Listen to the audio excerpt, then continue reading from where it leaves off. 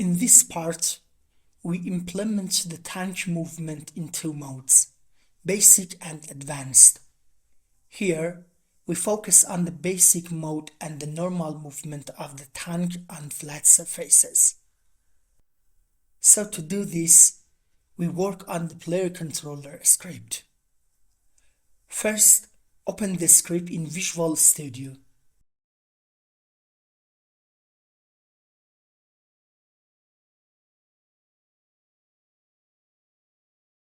Here we define a field of type inputs controller with the same name. Similarly, define the variables move input value and turn input value.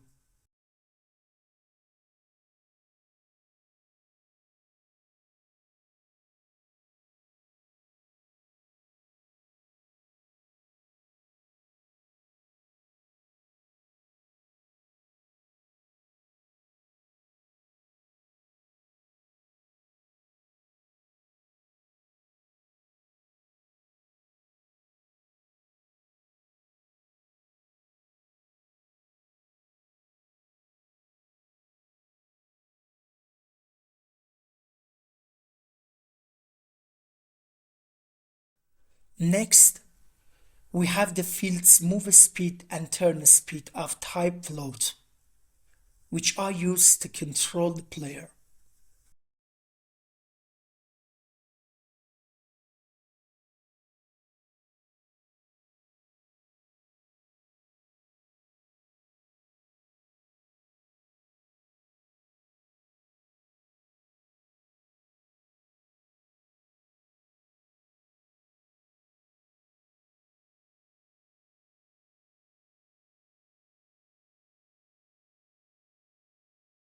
We also have a variable called mobile controller object, which serves as the parent for all mobile controllers.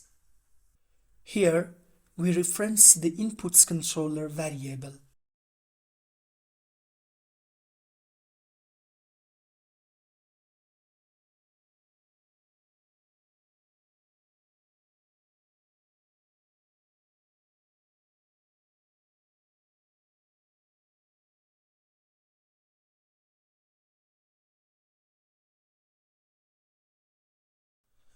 We also use isMobile in inputs controller to enable or disable the parent of the mobile controllers.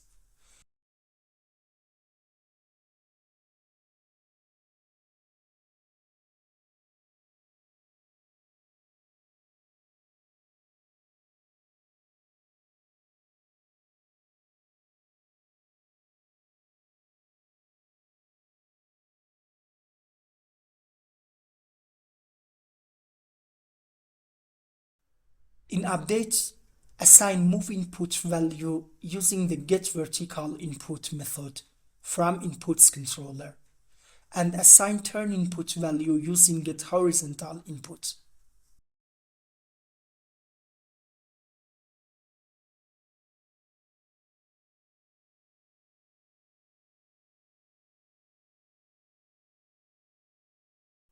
Next, we create the tank move and tank turn methods so we can move the tank.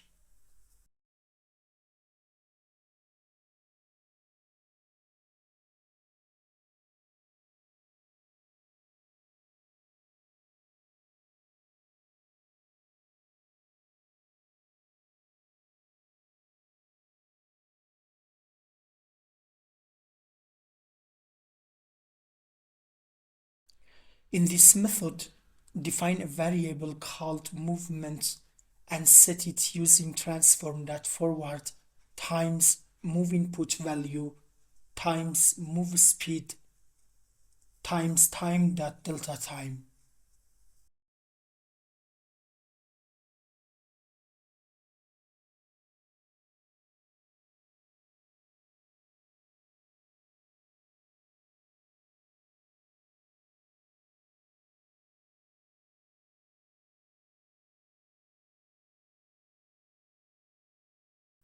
Then use this vector in translate on the player or tank in world coordinates.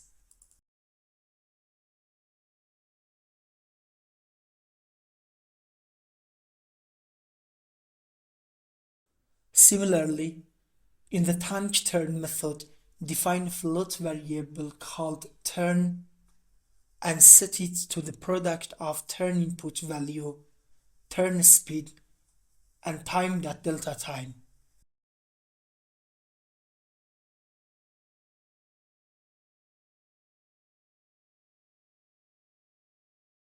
Then use the rotate method to rotate around the up axis by this value.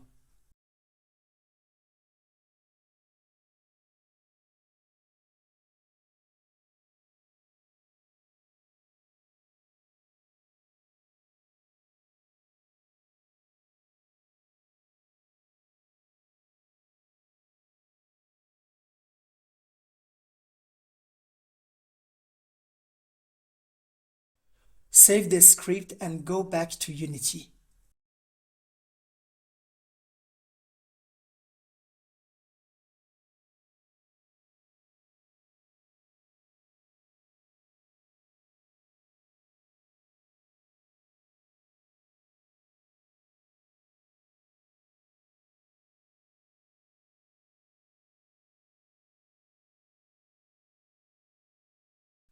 We no longer need these objects in the scene, so delete them all.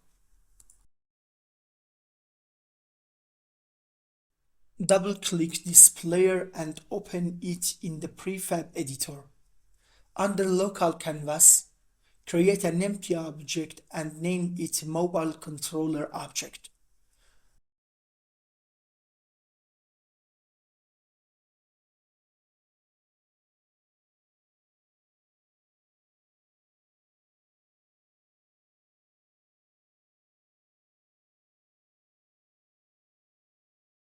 For the anchor preset, select this option.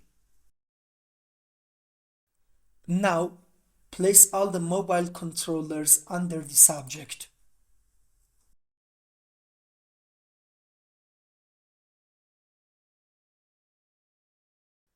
Do the same for player green and player red.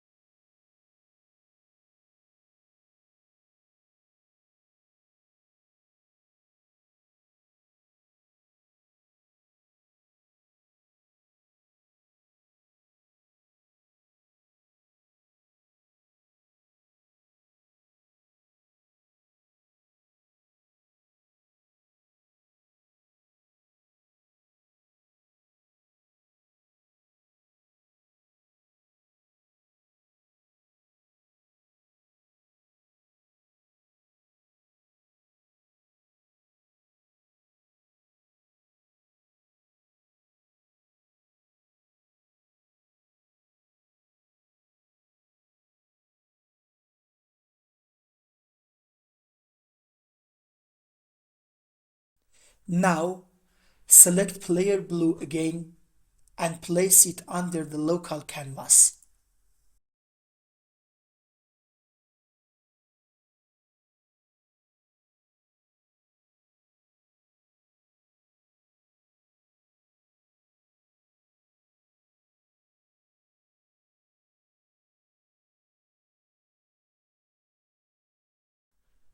Assign this field for player blue. Do the same for player green and player red.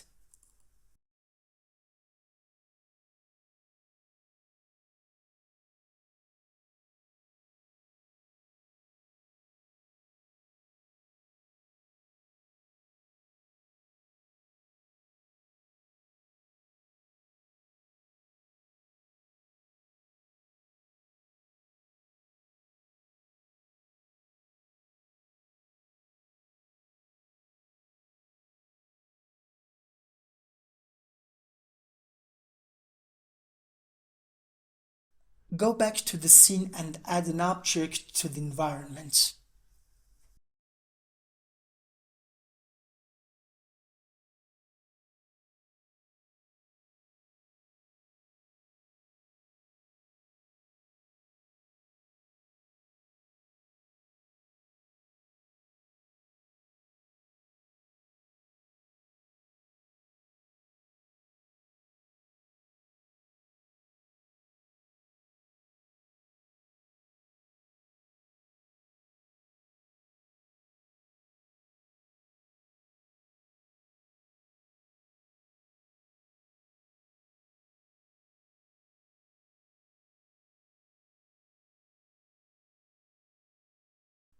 Create some materials in the Materials folder.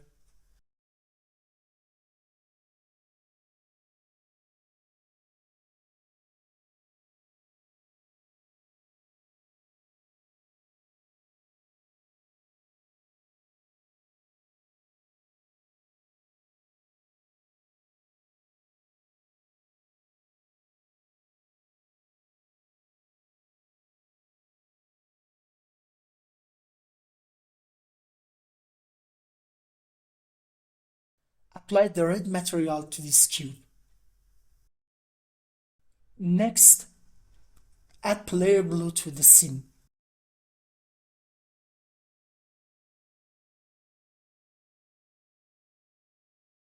Set the scale of the cube to 3.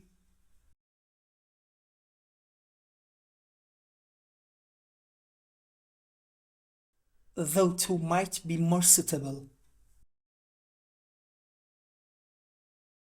Duplicate this cube a few times.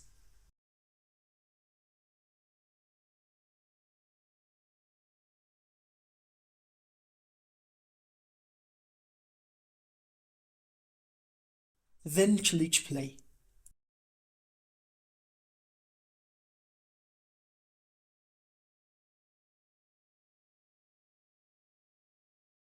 As you can see, the tank move and tank turn methods are working correctly.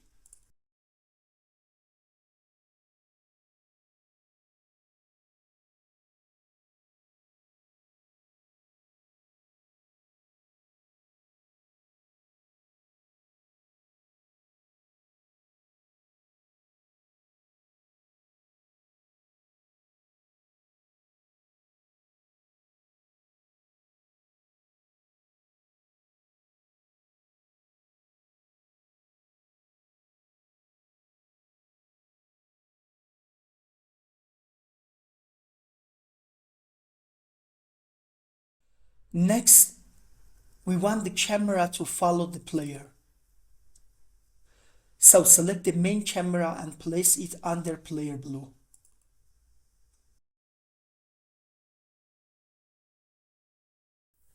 Select the main camera, create and add the CameraController script, and open it in Visual Studio.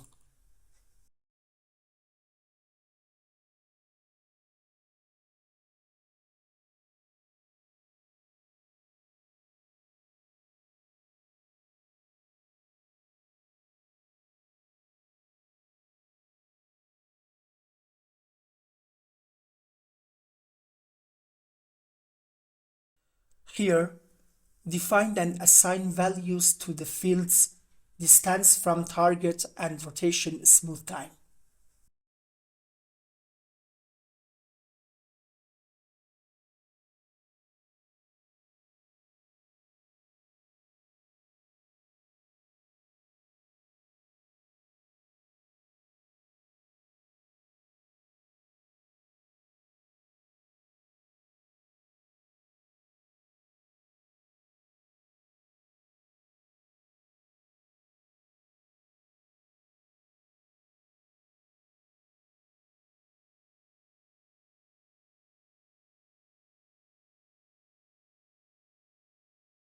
Also, create a target field for the object that will be followed.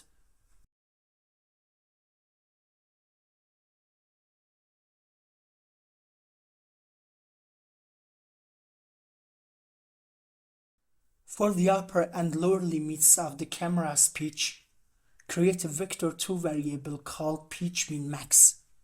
Store the minimum value in x and the maximum value in y.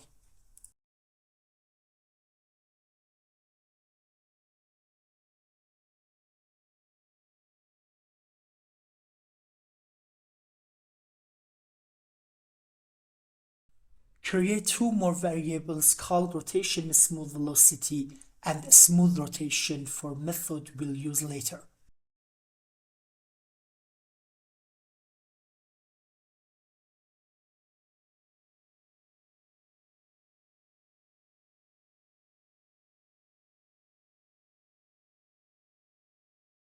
Also create yaw and pitch variables of type float.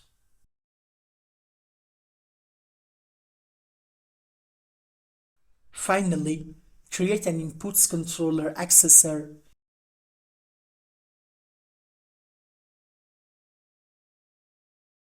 Change the start method to awake and update to late update, since the camera should move in late update. Here, reference the inputs controller accessor. Use getComponent for the parent of this object, because if you check in Unity,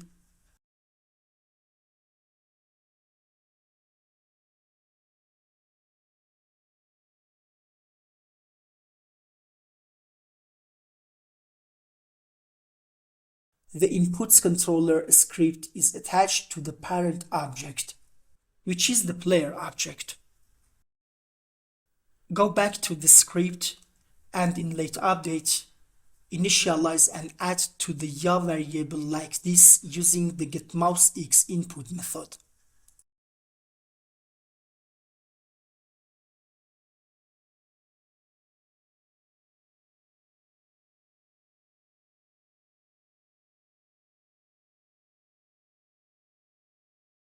For the pitch variable, add and assign it like this using the getMouseY input method and the initial pitch value.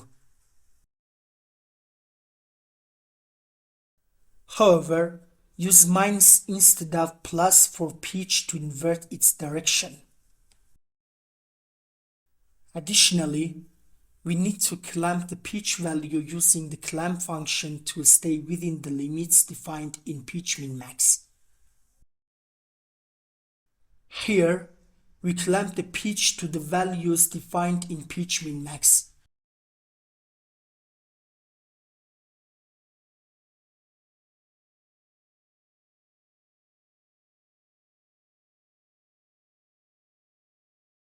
Which are these two values. Next, set the target rotation to the updated yaw and pitch values.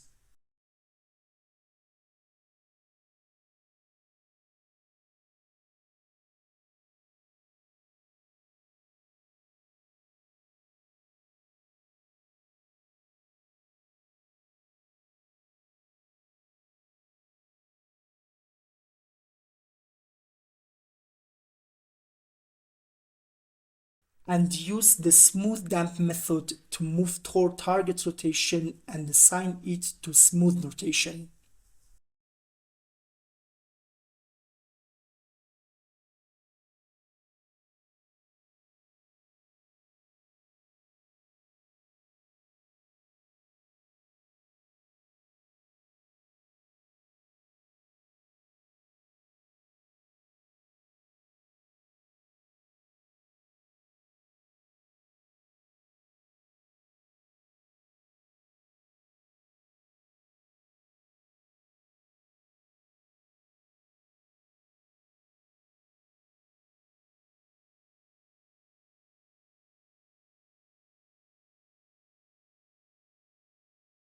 On the next line, set transform.inner angles to smooth rotation.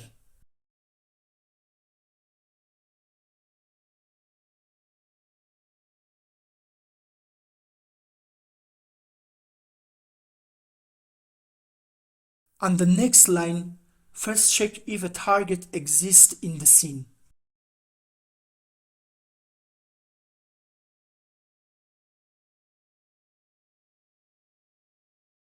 If the condition is met, the camera follows the target at the distance specified in distance from target.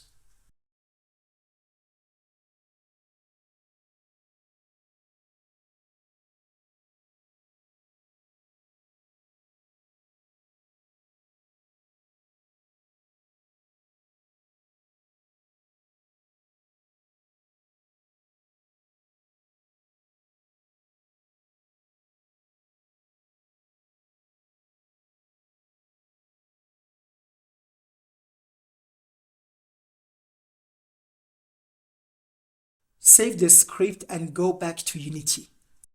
For the target field, we need to assign an object. We could assign the tank itself, but it's better to use a different object. So first select player blue and create an empty object named target.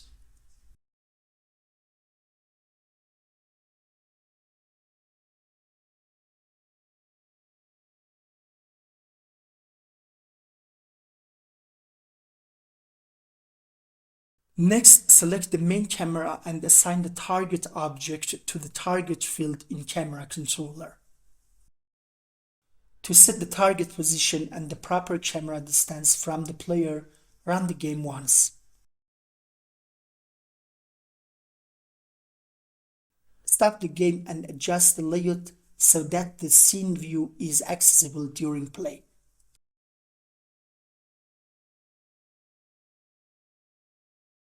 So run the game once more.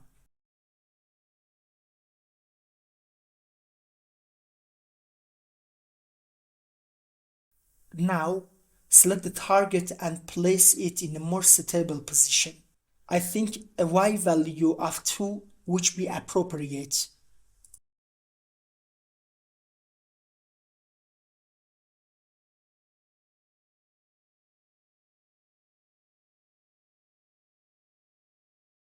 For the distance from target, I think a value of 6 would be suitable.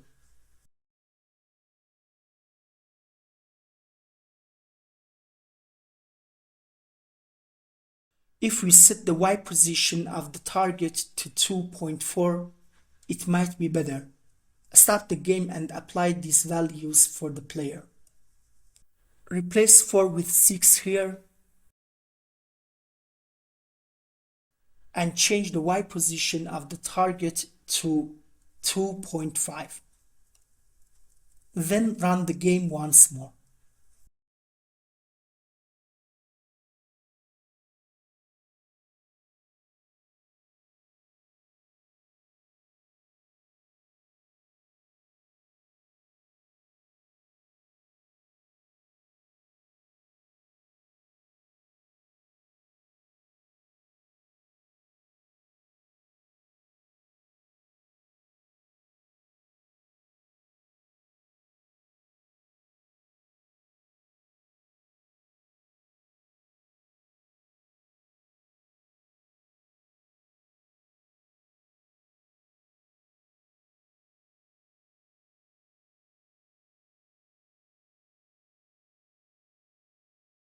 Stop the game.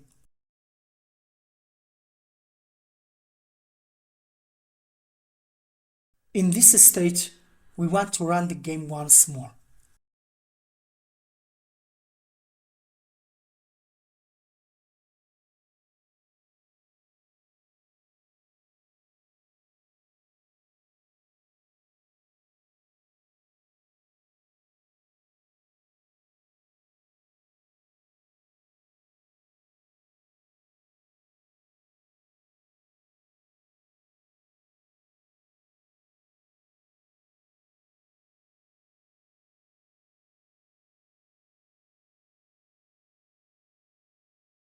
Next, we need to add these two objects to the other players as well.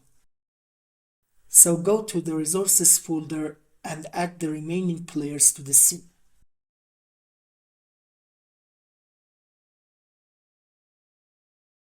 Select these two objects and duplicate them. Then place them under player green. Do the same for player green and move the new objects under player red. Next, rename each object and adjust the position of each one.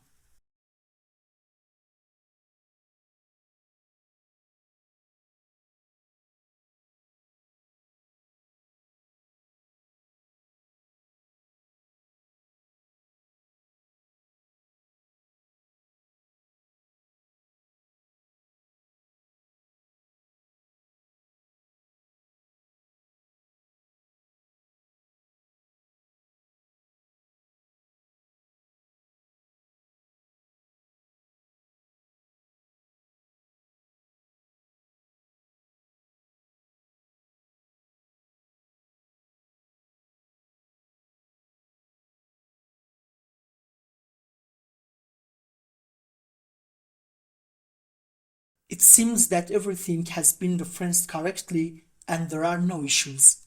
Select the player below object, click the override button, and then click Apply All. Repeat this process for the remaining players as well. We're done with these two objects, so delete them from the scene and run the game once more.